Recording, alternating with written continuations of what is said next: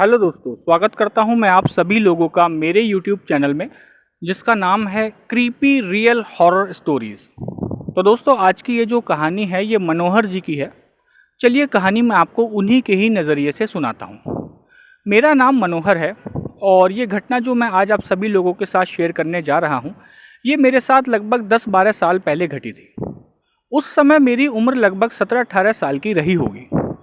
दरअसल जिस गांव में मैं रहता हूं, हमारे गांव में ना एक किसान रहा करता था जिसका नाम था शंकर लाल। उस किसान को किसी न कोई एक गंभीर सी बीमारी थी, जिस वजह से उस किसान की जो थी वो मृत्यु हो गई थी।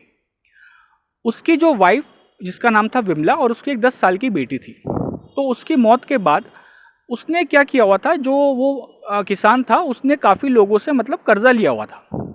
अब जिन जिन लोगों से कर्जा लिया हुआ था वो कर्जा लेने के लिए उसके घर पे जाने लगे थे। बाद में उसकी पत्नी और उसकी बेटी को जो है परेशान करते थे। उसकी लड़की की जो थी वो पढ़ाई भी छूट गई थी। तो उसके घर के अंदर कुछ 4-5 भैंस थी और कुछ बकरियां भी पाली हुई थी। तो कर्जा ना मिलने की वजह से जो लेनदार थे, जिनका उधार था, वो लोग उसके यहाँ से एक एक करके भैंस लेके चले गए और जो बकरियां थी वो भी लेके चले गए। तो कुछ महीने के बाद, लगभग 4 से 5 महीने के बाद, जितनी भी भैंस और बकरी थी वो सब लेनदार जो है वो लेके चले गए। जो उसकी वाइफ विमला थी वो भैंस का दूध बेच के जो है अपना गुजार बसर किया करती थी। अब जब भैंस ही नहीं थी तो उसके और ज़्यादा समस्या उसके लिए खड़ी हो गई। पैसों की तंगी की वजह से एक दिन उसने क्या काम किया, हमारे घर के पास ही लगभग कोई 50 मीटर की दूरी पे एक पानी की टंकी है। तो उस विमला ने और उसकी बेटी ने, दोनों ने पानी की टंकी पर चढ़कर वहाँ से कूद के आत्महत्या कर ली। आत्महत्या करने के बाद लगभग 15-20 दिन बीत गए होंगे। 15-20 दिन के बाद अचानक गांव में अफवाह सी फैलने लगी। लोग बातें करने लगे कि टंकी के पास जो है उसकी वाइफ विमला जो है और उसकी बेटी, उसका जो है भूत दिखाई देने लगा। ऐसा कुछ लोग दावा कर रहे थे। कई लोग तो कहते थे कि हमने अपनी आंखों से देखा भी है। इस तरह की बातें धीरे धीरे करके गांव में फैलने लगी। मुझे भी इस बारे में पता चला तो मेरे घर वाले मेरे को पानी की जो टंकी थी ना उसके पास जाने से मना करने लगे। वहाँ पे जाना, वहाँ पे खेलना कूदना, उस जगह की जाने के लिए बिल्कुल ही मनाही कर दी थी। एक बार की बात है, मैं सोया हुआ था। अचानक रात को पता नहीं किसी वजह से, गर्मी की वजह से या क्या बात रही थी, मेरी अचानक रात को 2-2:30 बजे के करीब आँख खुल गई। अब जो मैं आपको बताऊं दोस्तों, मेरा जो कमरा है जिसमें मैं सोता हूं, मेरे कमरे की जो खिड़की है उस खिड़की से पानी की टंकी जो थी वो साफ दिखाई देती थी। अब गर्मी के दिन थे, मैं खिड़की खोल के सोया हुआ था। अचानक से मेरी आंख खुली तो मैंने उठ के थोड़ा पानी पिया, थोड़ा कमरे में टहला, और जब मैंने टाइम देखा तो लगभग रात के 2:30 बज रहे थे। तो मैंने खिड़की के बाहर अचानक से जब देखा तो मुझे ऐसा लगा कि शायद टंकी के पास कोई खड़ा हुआ है। अचानक से मेरा ध्यान वहाँ पे गया और ये तो समझ में नहीं आ रहा था कि कौन खड़ा हुआ है, लेकिन ऐसा ज़रूर लग रहा था कि पानी के पास, टंकी के पास अंधेरे में कोई ना कोई ज़रूर है। अचानक से मुझे एक मन में एक जिज्ञासा सी हुई कि देखूं कि कौन है, लेकिन समस्या ये थी कि घर वाले भी कहीं जग ना जाए, तो ये भी दिक्कत थी।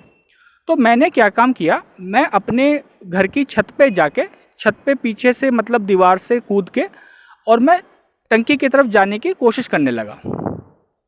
पहले तो मुझे मन में काफ़ी घबराहट हो रही थी कि पता नहीं ऐसा ना हो कि कोई चोर वोर हो या कोई डकैत, कोई ऐसा इंसान बैठा हो जो मुझे बिना बात की पकड़ ले और मेरे साथ कुछ मारपीट करने लगे। इस तरीके से पहले मुझे ऐसा कुछ मन में डर सा आ रहा था।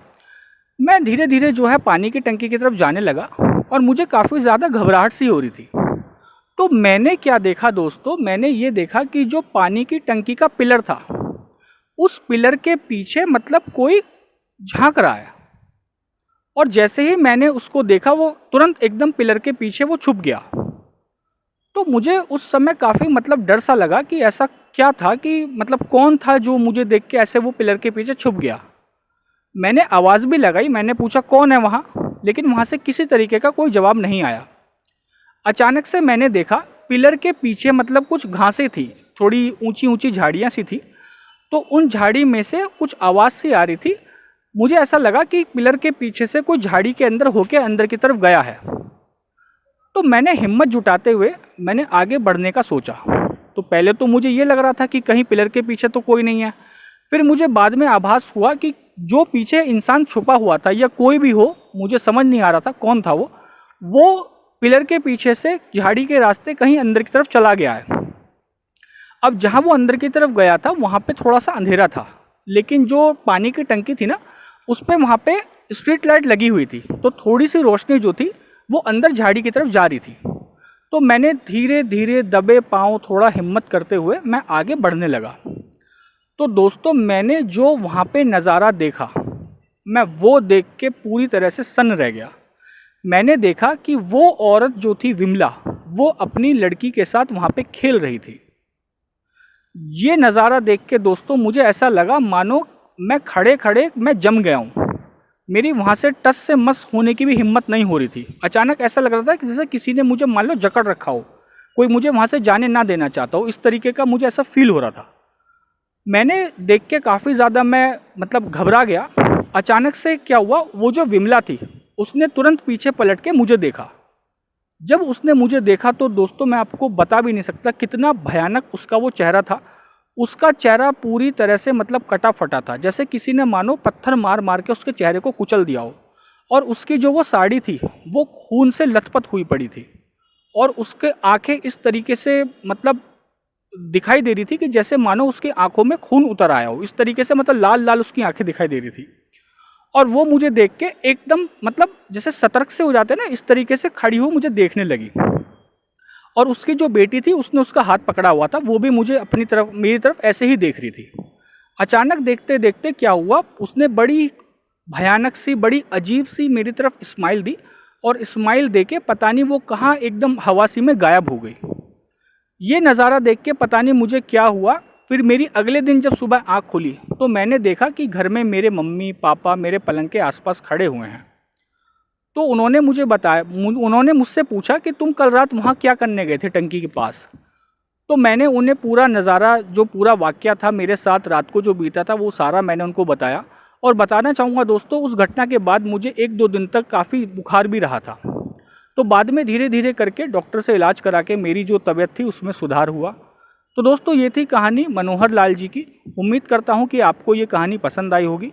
अगर आपको हमारे चैनल पे अपलोड की हुई कहानियाँ पसंद है तो आप हमारे चैनल को सब्सक्राइब कीजिएगा, वीडियो को लाइक कीजिएगा, कमेंट कीजिएगा। थैंक यू दोस्तों।